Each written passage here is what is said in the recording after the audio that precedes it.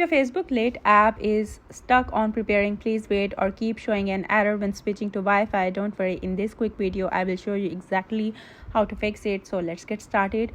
First, you need to open Google Play Store and tap on search bar and type Facebook Lite.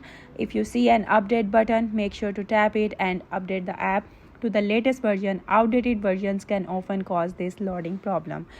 Once you have updated the app, go to your phone settings, scroll down and tap on apps or app management. Now use the search bar and type Lite.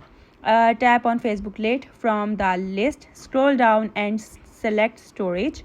Now tap clear cache. This removes corrupted temporary files that may be causing the error.